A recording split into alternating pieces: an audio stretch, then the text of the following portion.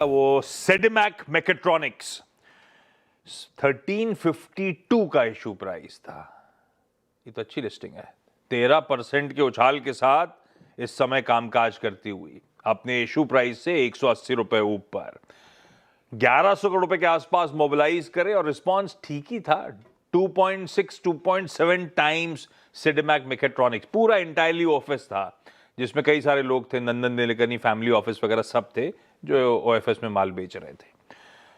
2.25 गुना subscribe हुआ था और लार्जली क्यूआईबीज वो 8.5 गुना सब्सक्राइब हुआ था और उसी के चलते अच्छा नंबर्स, डिसेंट सब्सक्रिप्शन आया था। लेकिन लिस्टिंग के बाद मूव्स अच्छे आ रहे हैं।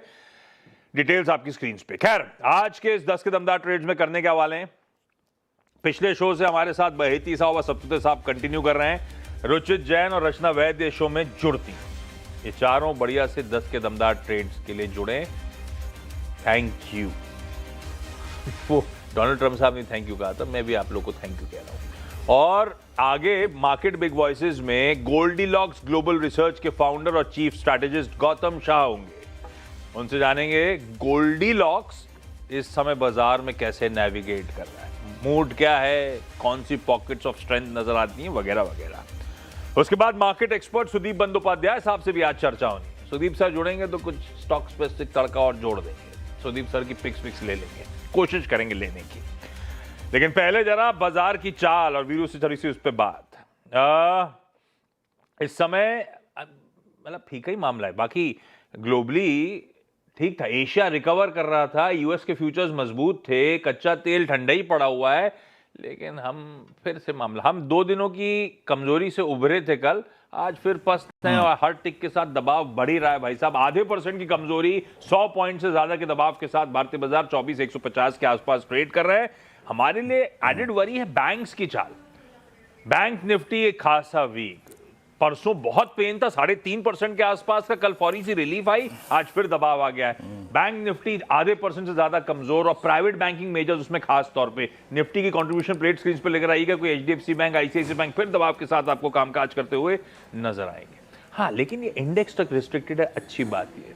अदरवाइज उसके नीचे एक परत उतर जाए तो मिड कैप्स बेहतर कर रहे हैं, स्मॉल कैप बेहतर कर रहे हैं और मूड का असली बैरोमीटर एडवांस डिक्लाइन रख दीजिए स्क्रीन पे, वो बढ़िया है। अब तक 1 घंटे के सेशन के करीब हो चुका, अब कंटिन्यूस में 3:1 का रेशियो इंटैक्ट है। जितने शेयर ट्रेड हो रहे हैं 75% इन ग्रीन ट्रेड कर रहे हैं। वीरो, मूड कैसा? जो अजम्पशंस लेके चल रहे थे हम, कितने खरे उतर रहे हैं? और आप स्क्रीन देखते हुए 45 मिनट के सेशन को देखते हुए एक व्यू क्या बैठ रहा है भाई साहब? देखिए, गुड मॉर्निंग आशीष। देखिए आशीष, आपको याद होगा 7 बजे जब आपकी और मेरी बात हुई थी, मैंने पहली बात कही थी कि गिफ्ट निफ्टी के 100 अंकों के डिप को देख के मैं खुश हूँ। हाँ, मैं खुश हूँ, है ना, मुझे वही चाहिए। हालांकि हम ओपन काफ़ी ऊपर हो गए, उसके उलट, है ना, वो प्राइस नहीं एक्सेप्ट, गैप अप सस्टेन नहीं होंगे आशीष। ऐसे माहौल में जब आप 10 डेमा से 500 पॉइंट दूर हो, जब आप 100 डेमा से इजेक्ट कर रहे हो, तो गैप अप सस्टेन नहीं करेंगे। मैंने क्या कहा था सुबह, अगर ट्रेड बनेगा तो वो बनेगा बेस 1 के आसपास। आई एम नॉट श्योर कि बेस 1 के आसपास भी बनेगा, क्योंकि मैं श्योर ही नहीं हूँ कि क्रूड क्या करेगा। बट अगर ट्रेड बनना है बाय ऑन डिप्स का, क्योंकि अभी हमने लास्ट 2 सेशंस में, चाहे वो सोमवार हो चाहे मंगलवार हो, 100 वीक एक्सपोनेंशियल मूविंग एवरेज को वरीयता, इंपॉर्टेंस दी है। तो याद रखिएगा, ट्रेड अगर बनेगा तो इसी क्लस्टर में बाय ऑन डिप्स आप अटेम्प्ट करिए, डेफिनेटली करिए। But the moment you will slip below base 1, तब स्ट्रक्चर का कोलैप्स होना लाजमी है। इन दैट केस आप 24044 और 961 को टेस्ट करेंगे और फर्दर ड्रिफ्ट भी कर सकते हैं। So till the time we have base 1 Ashish, मैं बाय ऑन डिप्स की वकालत करूंगा। बट एक बात याद रखिएगा आशीष, किसी भी ट्रेड को आप RS1 या फिर एटलीस्ट 24,300 के आसपास ले आके छोड़ दें। 24,044 हमारा एक्सट्रीम कॉन्फिडेंस है। अगर वो वायलेट होता है, कोई ट्रेड अटेम्प्ट मत कीजिए। In that case Nifty collapse होगा और 100 डेमा के नीचे वीकनेस परसिस्ट करेगी। And same is the case with Nifty bank. So मैंने क्या बात की थी, हम इस जोन में कोई ऑप्शन राइटर्स को लोकेट नहीं कर पा रहे हैं, सो ड्रिफ्ट टुवर्ड्स 661, अभी हम वहीं पर ही हैं, एंड 445 इसको बाय करने की कोशिश करेंगे। तो आशीष, दोनों ही इंडस्ट्रीज पे बेस 1 स्क्रीन पे है। ये जब तक है अभी ठीक है, बाय ऑन डिप्स की अप्रोच। बट अगर ये टूटता है, वालेट होता है, मोस्ट स्पेशली दैट 445 और Nifty bank, please get out. फिर खामखा रॉबिन हुड बन के खड़े होने की जरूरत नहीं है। बेस 1 की सुबह चर्चा हुई थी, उसी ब्रैकेट में हम कामकाज कर रहे हैं। 24,109 मतलब 109 अगर वायलेट हो रहा है तब मामला गड़बड़ाएगा। अभी उस ब्रैकेट में रेस्ट कर रहे हैं, ये बाय ऑन डिप्स का टेक्सचर अब तक है। अगर ये बेस वन वॉलेट होता है तो बाहर आ जाइए सिस्टम से। बढ़िया क्लियर है, निफ्टी पे भी और निफ्टी बैंक पे भी बेस वन के आसपास है और यहां पे वो कंफर्ट हो सकता है खरीदारी करने का। खैर आज के बढ़िया से पिक्स, 10 के दमदार ट्रेड्स लेने की बारी। रचना जी क्या लेकर आए हो हमारे लिए? ये हम आपके लिए शॉर्ट्स लेकर आए हैं बजाज ऑटो में। बजाज ऑटो को हम शॉर्ट कर सकते हैं, that is one of my calls जो आज के लिए हम प्ले कर सकते हैं। फ्यूचर्स पे 9500 के करीब है और इसको अगर हम बेच के चलते हैं with a stop loss of 90 तो हमारा डाउन साइड पे टारगेट रह सकता है 9370 तक का। यहाँ पे रेजिस्टेंस से डाउन ट्रेंड रिज्यूम हो रहा है, so this is one of the sell calls. और दूसरा जो मैं देना चाहूंगी दैट इज इन कोफोर्स, जो हमने कल भी दिया था, तो यहाँ पे कंटिन्यूटी है, आज भी रैली फेल हो गई है तो इसको भी शॉर्ट कर सकते हैं with stop loss of 1145 and यहाँ पे अब डाउन साइड पे हमारा टारगेट रहेगा 1120 and 1115। Low Rachna ji shorts लेकर आई हैं, 2 शॉर्ट्स हैं, बजाज ऑटो और कोफोर्ज। रुचित आप टी शर्ट लेकर आए हो? Very good morning. 10 के दमदार ट्रेड्स में कौन से? ये 2 लॉन्ग कॉल्स है आशीष जी मेरी साइड से। सो जो पहला रिकमेंडेशन है वो एबीबी में है, जहाँ पे हम देख रहे हैं कि जो प्रीवियस स्विंग हाइज है उसके ऊपर फिर से स्टॉक ब्रेकआउट दे रहा है और हाई टॉप हाई बॉटम का स्ट्रक्चर कंटिन्यू कर रहा है। तो करंट लेवल्स पे एबीबी में 6100 के नीचे स्टॉप लॉस रख के खरीदारी की सलाह है 6650 के टारगेट्स के लिए।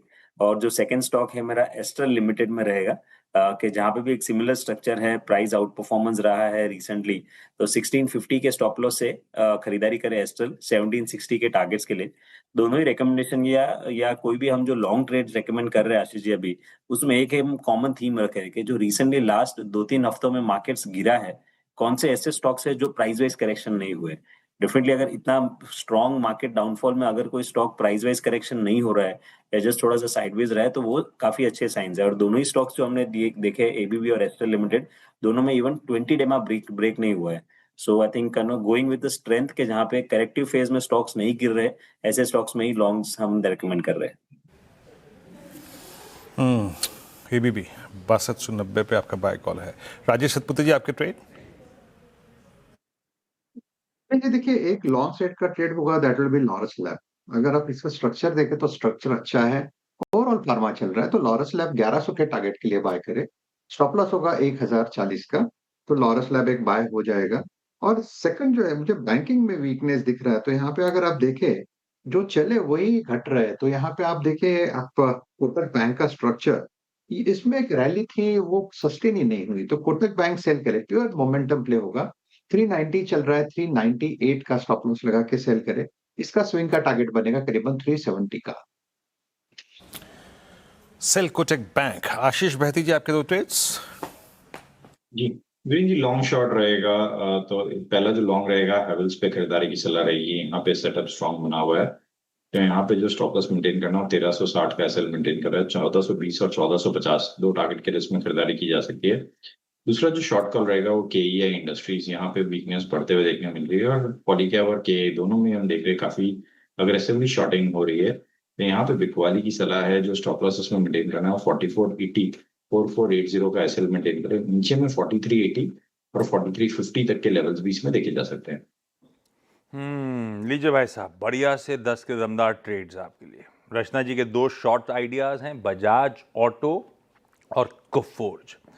रुचित कह रहे हैं 2 खरीदारी करने के कॉल्स होंगे, एबीबी और एस्ट्रल लिमिटेड, जिसकी सुबह से चर्चा भी हो रही है। सतपुते साहब कह रहे हैं 1 बाय और 1 सेल के साथ जाएंगे। लॉरस बाय है और कोटक सेल है। ऐसी बहेती साहब भी हैवेल्स बाय लेके जा रहे हैं और केईआई इंडस्ट्रीज एक सेल रेको है। ये बढ़िया से ट्रेड इस समय आपके लिए। एक वो वीरू की इमेज थी, जरा दिखाइएगा डायरेक्टर साहब, वो कहाँ है? वो सुबह टाइम ही नहीं मिला, 7:30 के शो में आज वो टॉप 20 में स्टॉक्स डिस्कस करते करते। ये भाई साहब मुझे याद, रचना जी कहाँ है? मुझे याद पड़ता जब भोपाल में एक ज़माने में यामाहा चलाता था रचना जी के शहर में, तब ऐसी नौबत आती थी। फूंक मार के भी पहुंचाना पड़ता था पेट्रोल पंप। भाई साहब 1 किलोमीटर का ईंधन आपकी गाड़ी में बचा था और आप पेट्रोल पंप जा रहे थे। हाँ, 2 दिन से बड़ा आलसी सा लग रहा था मन, नहीं जाएंगे यार, आज जाएंगे। कैलकुलेटेड होता है ना दिमाग में, यार घर इतना दूर है, कल सुबह भी दफ्तर आ ही जाऊंगा, चला भी जा ही जाऊंगा, तो बिल्कुल पेट्रोल पंप पे पहुंच रही थी तो 1 किलोमीटर रह गया था। गजब जैसी calculation वहां था खड़ी भाई हुई तो साहब। 0। और गनीमत दिख भी रहा है सामने की हो सकता है 500 मीटर पे पहुंच ही जाओगे, बच गए बाल बाल। और शुक्र मनाओ पेट्रोल पंप खुले हुए थे, सिलेंडर जैसा मामला नहीं हुआ। चलो अभी तो है, अभी यहाँ क्या मुंबई में है क्या आशीष? नहीं, फ्यूल पंप को लेकर कोई कुछ नहीं, हाँ सिलेंडर को लेकर जरूर है। खैर बैती साहब, सतपुत्र साहब, थैंक यू सुबह से मदद करने के लिए। रुचित जी, रचना जी हमारे साथ बने हुए हैं। और अब मार्केट बिग वॉइसेस की बारी। गोल्डीलॉक्स ग्लोबल रिसर्च के फाउंडर और चीफ स्ट्रैटेजिस्ट गौतम शाह साहब आपको आपकी स्क्रीन पे नजर आएंगे। गौतम सर, हाय, गुड मॉर्निंग। आज 12वां दिन हो गया गौतम सर वो वेस्ट एशिया कॉन्फ्लिक्ट का, और इस रात की सुबह कब होगी ये तो कहना बड़ा मुश्किल है। ऐसे में आप लोग गोल्डीलॉक्स में, अभी हमेशा कहते थे हम लोग इंपोर्टेड इश्यूज होते हैं तो खरीदारी करने के मौके, आप ऐसा कर रहे हो कि इस बीच अगर करेक्टिव मूव्स आ रहे हैं भारतीय बाजारों में, या ये मामला कुछ और है, इसे कुछ डिफरेंट तरह से रीड कर रहे हो आप और इस समय वेट एंड वॉच के मोड पे हो? आप लोग का गोल्डीलॉक्स का इस मार्केट में अप्रोच क्या है? Good morning. देखिए, पिछले 1-1.5 सालों से हमने काफी जियोपॉलिटिकल इश्यूज देखे हैं, तो ये कुछ नया तो है नहीं। हमने लास्ट ईयर इंडिया पाकिस्तान का भी एक शॉर्ट फियास्को देखा था, और भी काफी बड़े डेवलपमेंट्स हुए। वो जब डेवलपमेंट्स हुए थे तो मार्केट में एक बहुत शॉर्ट करेक्शन आया था, फिर सपोर्ट लेवल से हम घूम गए थे एंड ऑल वाज वेल। अगर आप पिछले 6 महीने का डेटा देखें तो यूएस मार्केट्स लाइफ टाइम हाइस पे ट्रेड कर रहे थे, यूरोपियन मार्केट्स अच्छे कर रहे थे, और एशिया में तो इतनी बड़ी मूव्स थी। अगर आप कोरिया देखें, ताइवान देखें, चाइनीज मार्केट्स देखें, तो सब अच्छे कर रहे थे। बट ये जो एपिसोड हुआ है और इसका जो इम्पैक्ट ऑयल पे हुआ है, this is definitely a much more important aspect to global financial markets. इसके कारण अगर आप देखें, वर्ल्ड मार्केट्स थोड़े से नर्वस है, and rightfully so. Indian markets are a lot more nervous, again rightfully so. और मेरा मानना है कि स्ट्रक्चर काफी खराब हो चुका है जिस तरह से हमारा एक्शन रहा है पिछले 2 महीनों में, क्योंकि टेक्निकली स्पीकिंग हम अभी लोअर टॉप्स और लोअर बॉटम्स बना रहे हैं। तो जब हम डाउन ट्रेंड में है तो वहां पर एक होप रखना कि बाजार ठीक हो जाएगा, I don't think is the right aspect. So अभी भी सेटअप काफी खराब है। इनफैक्ट हम पिछले 1-1.5 महीने से कॉशियस रहे हैं बाजार पे। और देखिए, निफ्टी अभी गिरा है। अगर आप माइक्रो कैप इंडेक्स को देखें, मिड कैप्स को देखें, स्मॉल कैप्स को देखें, वो तो 15 महीने से एक बेयर मार्केट में रहे हैं, and India has anyway under perform the rest of the world. अगर आप इंडिया वर्सेस द वर्ल्ड के चार्ट्स देखें तो आपको दिखेगा कि हम 52 वीक क्लोज पे हैं। तो मेरा मानना है कि अभी भी थोड़ी सी डिफिकल्टी है, निफ्टी और नीचे जा सकता है। और 23,800 का बड़ा सपोर्ट था जहां से हम 2 दिन पहले घूमे हैं। अगर वो लेवल टूटता है तो और 5 से 7% की डाउनसाइड टुवर्ड्स 22,000 हो सकता है। तो इस लेवल्स पे कंजर्वेटिव सेक्टर्स पे रहना चाहिए, लेवरेज को लो रखनी चाहिए। और हमारा जो 2 सेक्टर्स हैं जो हमें अच्छे लगते हैं वो है मेटल्स और पीएसयू। तो ये दोनों सेक्टर को छोड़ के हम किसी में भी अभी ध्यान नहीं रख रहे हैं, और मेरा मानना है कि अभी बाजार और गिर सकता है, तो उसके लिए वन शुड बी प्रिपेयर्ड।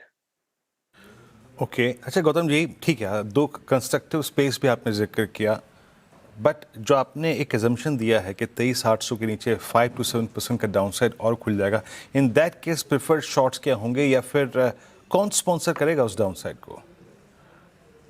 देखिए, मैं ये कहते आ रहा हूं कि मार्केट में लीडरशिप नहीं है, क्योंकि अगर आप निफ्टी का कॉम्पोजिशन देखें तो आईटी, बैंक्स और रिलायंस, अगर आप ये 3 बड़े हैवीवेट्स को अगर आप पकड़े तो वो 50 to 60% ऑफ द निफ्टी है। और अभी तीनों का ही सेटअप खराब है। हमने देखा है कि पिछले 3-4 महीनों में आईटी ने क्या किया।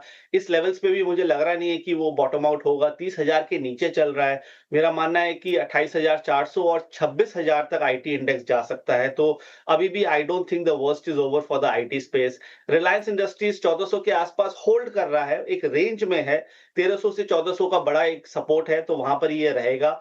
और बैंक्स में जिस तरह की फॉल आई है पिछले 7 दिनों में, पहली बार 6 महीने में बैंक्स खड़े थे, पर ये जो 7 दिन में जिस तरह की फॉल आई है बैंक निफ्टी में, I think that has impacted the entire market. और मेरा मानना है कि बैंक निफ्टी धीरे धीरे 53 S&P 500 तक चला जाएगा। तो ये 3 सेक्टर्स तो वीक हैं, जहां मुझे लगता है कि और डाउनसाइड है। और ऑटो सेक्टर, मेरा मानना है कि अभी जो दुनिया में हो रहा है, ऑयल में जो हो रहा है और जिस तरह की कंजम्पशन की जो रिवाइवल की जो बात हो रही है और जहां पर कंसर्न्स है, ऑटो सेक्टर मेरे हिसाब से एक अच्छी शॉर्टिंग अपॉर्चुनिटी है, जहां मुझे इंडेक्स पे 10 से 15% का डाउनसाइड लगता है। एफएमसीजी तो ऐसे ही खराब है, तो वहां आप ज्यादा कुछ कर नहीं सकते हो। और pharma has made a good comeback in the last 10 days, तो फार्मा हमें इनफैक्ट पॉजिटिव साइड पे लगता है। So that's a broad overview on the question that you asked. Okay, interesting बात कही गौतम जी ने। यहाँ पे बाजार जहाँ जहाँ प्रॉफिट्स हैं उसको लोकेट कर रहा है। आई मीन निफ्टी बैंक, इसमें एक रिस्क है कोलैप्स का। और जो सेकंड बात कही गौतम जी ने वो है कि सब्सटेंशियल प्रॉफिट अभी पड़े हुए हैं आपके ऑटोज़ में, वहाँ एक कोलैप्स ड्यू है पॉसिबली। अच्छा गौतम जी, आपने जो कंस्ट्रक्टिव स्पेस रखे उसमें आपने फार्मा का जिक्र किया, आपने उसमें मेटल्स का जिक्र किया, उसमें आपने PSUs का जिक्र किया। What about white goods? मेरे मित्र आशीष जो हैं वो इस वक्त 40 डिग्री के टेम्परेचर से जूझ रहे हैं। वोल्टास पे उसका रंग छाया हुआ है, ब्लू स्टार पे। क्या लग रहा है, I mean white good deliver करेगा कुछ समय, छोटे समय के लिए?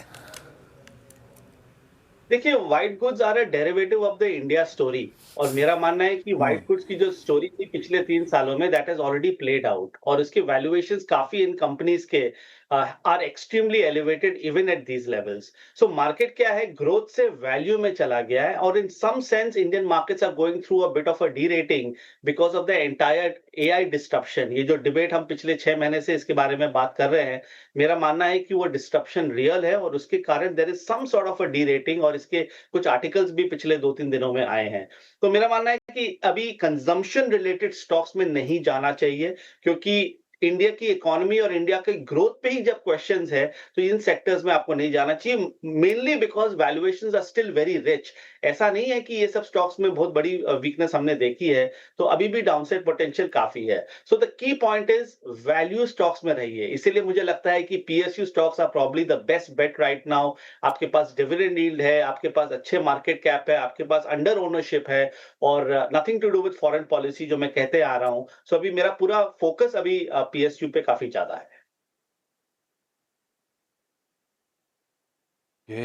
गौतम सर, आप ईंधन खत्म होने से कितना पहले डला लेते हो वापस गाड़ी में?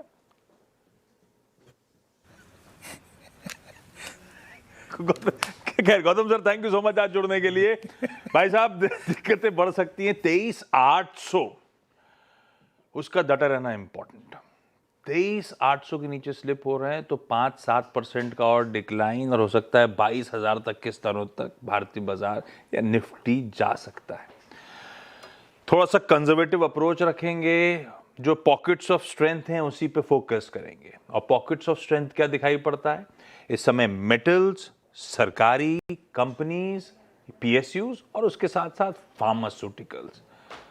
दिक्कत बाजारों की है कि हमारे 3 इंपॉर्टेंट पिलर्स आईटी, बैंक्स और रिलायंस इंडस्ट्रीज में दमखम नहीं है। और बैंक्स जिन्होंने अब तक मामला संभाला हुआ था, वाकई वहां पे मामला गड़बड़ा है, वहां पे भी डाउनसाइड रिस्क खुलती हुई आपको नजर आएगी। खैर, इसी चर्चा को और आगे बढ़ाते हैं। सुदीप सर जुड़ रहे हैं।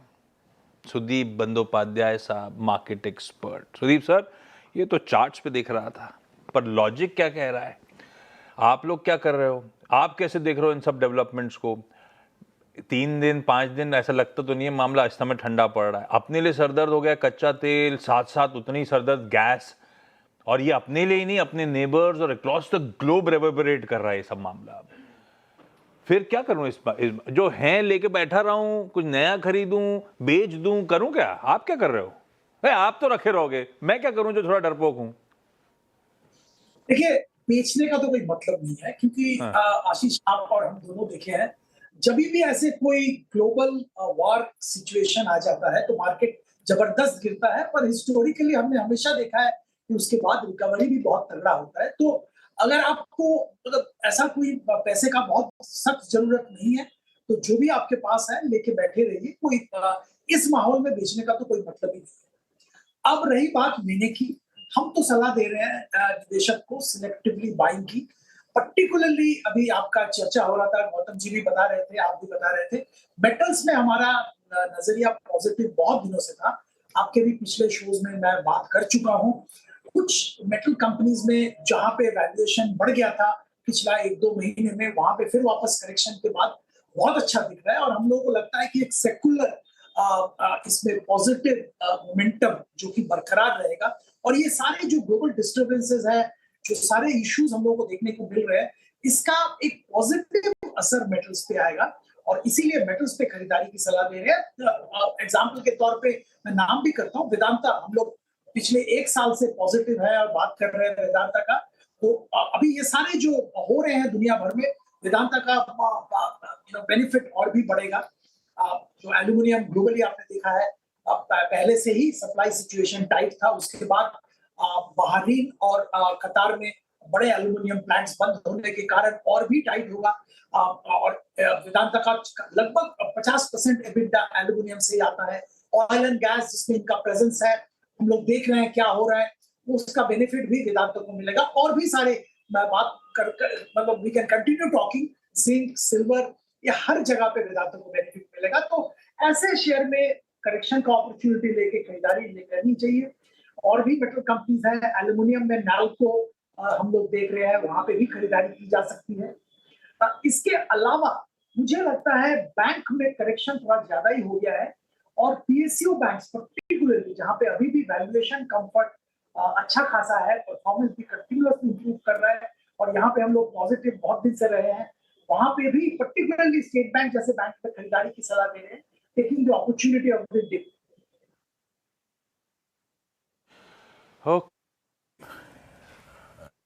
बढ़िया, मार्केट्स पे और स्टॉक्स पे अप्रोच के लिए थैंक यू।